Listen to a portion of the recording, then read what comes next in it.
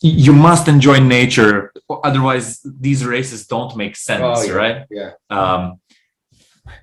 Does preparing in the gym even work? Like, can you close yourself off in a room for 12 hours and just like be there and run on a treadmill? Like, does that work? I probably could, but I wouldn't. You know, it doesn't. Yeah, no interest me. Yeah, nature and an adventure, and sometimes, you know, time away from the phone, time in the wilderness, time by yourself, kind of thing. Yeah, that's what it's all about. Like a big adventure, you know. Like it was minus 30 degrees, and I was running across a frozen lake, and then the Northern Lights came out, you know, and it was like this thing with all green in the sky. It's like, that's an adventure, you know. And you meet some really interesting people on the way to these things, and these races are taking me to places where I wouldn't have gone otherwise, you know. Yeah, probably most people in the world haven't been to, you know, like past the Arctic Circle, you know, and you not just walk but ran through it. Crazy, man. How does navigation work? Like, did you just like go in that direction for like 10 days, you know? We'll see you there.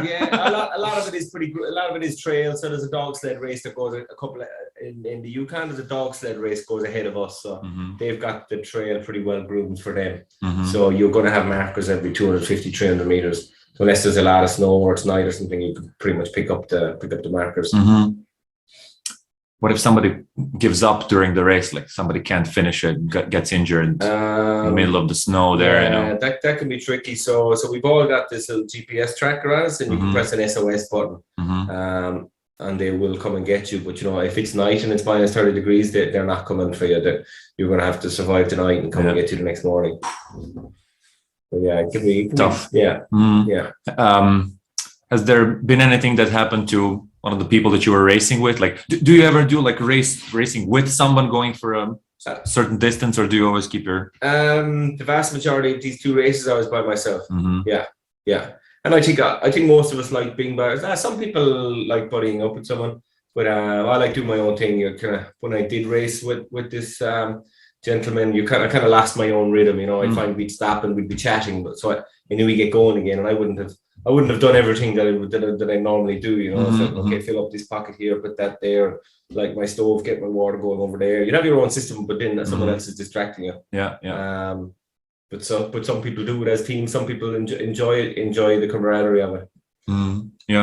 I noticed in the race that we did, on some parts I would outperform my friend, and in other parts he would. For example, in cycling he was a lot stronger than me because he did a lot of strength training, and for him cycling was 10 times easier than running, right? So during running I would feel like I could go a lot more, and that I would have to slow down and wait for him, and during cycling he had the same feeling for me, right? So we were kind of both slowing each other down, so we might have gotten better results if we've gone separated. But you know, we wanted to do the first one together just because we've never done anything like that, and we wanted to avoid like, oh shit, if somebody falls off the bike or, you know, like can't run anymore or something like that, to have someone there that can immediately help, you know. But for the next one, you look like you might run your own. It's nice to run your own race as well. And I might do the next one without cycling at all. Like I like cycling for the first 3 or 4 hours. After that, cycling gets for me like kind of like, you know. But I don't get that with running. I can run and not get bored all the time, you know. And well, so on the other hand, for him, I think it was a little bit different, you know. So I think that the next one that I'm going to do will be just running, maybe the carryaway. Maybe there's a 60K, the 90K, or the 200K. I think I can do all of those. Like it's what you said, it's in your mind, right? Once you get through a certain point, then you can push yourself a little bit more, right? Maybe not start with the hardest one first, but slowly work your way up to it.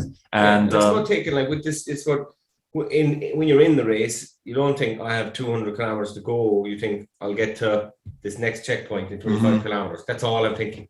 Get to the next one. Get to the next one. You don't start counting down. It almost got on top of me that time at the start of Canada, when I got negative, when I was like after the 30 hours, my stove wasn't working. It's like, oh, I really, you know, I was so tired, and the negative thoughts kind of took over. They creep in. They did more than creep in. They took over. And I found myself thinking like, oh, I've 400 kilometers to go in this race, and then I have another 500K race in a month. Like how am I going to do it kind of thing. But then once I slept, I got back to it, like recalibrated, and it's like, okay, just get to the next checkpoint, get to the next checkpoint. So again, like, yeah, you can do anything. Don't think of it as 200K, just next checkpoint, small bite-sized chunks. Yeah, definitely. We looked also at like uphill, downhill, you know, when in that race was a lot of up and downs. And then we were like, all right, let's just get to the top of this hill, right? Yeah. That's the next checkpoint. Like we can clearly see it. It's right there. You know, it's just a few steps, right? Yeah. And when you think about it like that, then it's like, you chunk it down to like extremely small steps. And then it's like, it's really not hard to get up to the top of this part, right? Yeah. It's not, it's just there. Like we can see it, right? And then it's not 100 kilometers left. It's just like a few meters, right? And that's a small psychological trick that we use. You know, it's like, oh yeah, just cycle up there, man. Just run there, and it felt a lot easier. You know, you're breaking it down as well. Or you're passing the time while you're doing it as well, kind of thing. Yeah.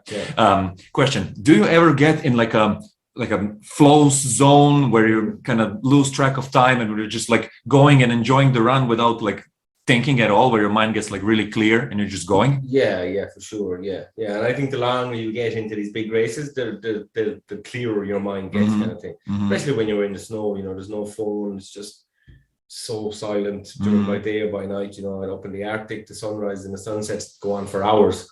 Like I was really like, I'd sleep at maybe 11 o'clock and get up at 2 a.m. And then you got a couple of hours, you might listen to some reggae, and then you know, easing you into the sunrise for a few hours. And then just put on like a bit of techno or like a bit of Faithless or something like that. It's like, but yeah, you definitely get into a tempo, like flow state, whichever way you want to call it. Yeah. You're tapping into like a lot of neurochemicals, you know, endorphins, serotonin, dopamine, stuff like that. You know, there's talk of tapping into DMT as well. You know, you can get into those type of chemicals from several different systems, whether it's drumming, whether it's meditation, whether it's extreme exercise. Yeah, from not sleeping for like 5 days, like you definitely get into that level. Definitely, yeah.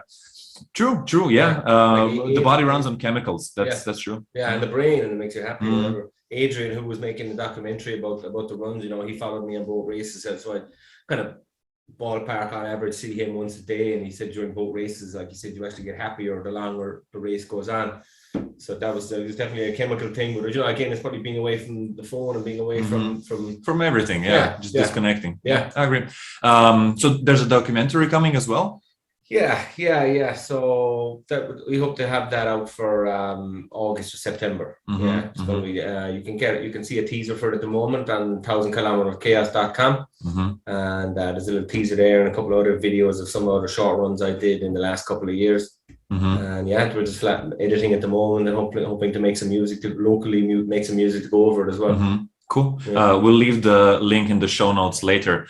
All right, cool. And did he like follow you around with the camera? Is probably impossible for that long time. So you said you were meeting up on certain points. He would come in. He would come into me on the Skidoo. So he had a Skidoo driver, and they would like he'd come in from a checkpoint to a road like 50 kilometers, come in and stop and film me, or he got some good drone footage and stuff like that. And he'd go away again, and I'd be on my way for 16 hours, and then he'd find me somewhere the next day kind of thing. Was he teasing you like, hey, it's getting hard, like I want to get some rest? Like it was interesting. He was like, like, how are you doing? And it was another experience having someone follow me with a camera in a race like that. You know, you're kind of going through your own psychological stuff, and you're trying to be as normal as possible. And there's a camera there as well, and you know, they're hoping for a dramatic breakdown in your personality. And, I'm fine. It was interesting psychology as well. Yeah, definitely. You know, like you would expect a person to crack under that, and you made it. You're like, oh yeah, it's grand. You know, so that's also interesting in the other direction where you can kind of hold it like that. But I guess you got through it because you love it, right? Because you enjoy doing it, and that's what keeps you going through the pain and the suffering and all of it. Yeah, there's probably some other psychological reasons for it as well, and we can't get to the bottom of it. Yeah. Hey, thanks for watching this video. If you want to see the full version, go to the Uncle Gold Podcast YouTube channel or watch the next clip.